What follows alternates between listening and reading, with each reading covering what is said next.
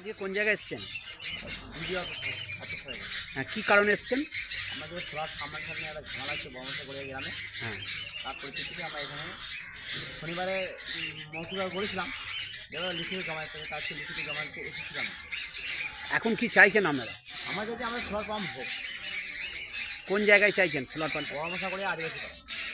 কি আপনাদের কি ওখানে সহযোগিতা? পায় না, মেয়েরা ভোর 5টায় কাজে চলে যায়, আবার আসে সন্ধ্যায়, তখন টাইম পর জল থাকে না। আর আমাদের তো এমন কোনো ক্ষমতা নেই যে একটা পাম্প বসাবো, কিছু করবো, টিউবওয়েল করবো, সেসব আমাদের হয় না।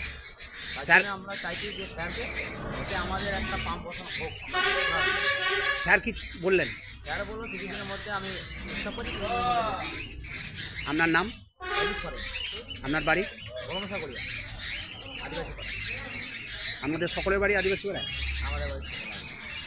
ধন্যবাদ।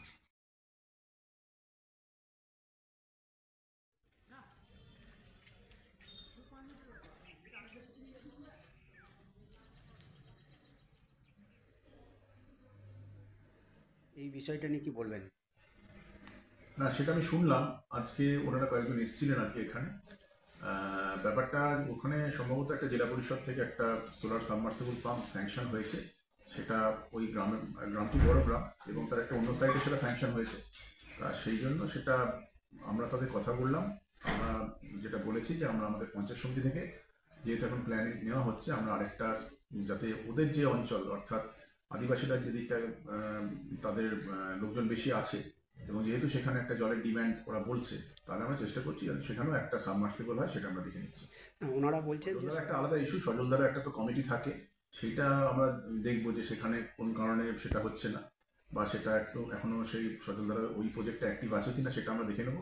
কিন্তু এর সঙ্গে সঙ্গে সেটা আমরা ওদের বলেছি যে আমাদের পঞ্চায়েত সমিতি থেকে একটা সোলার সাবমার্সিবল আমরা চেষ্টা করছি ওখানে করার এই আর্থিক বছরে।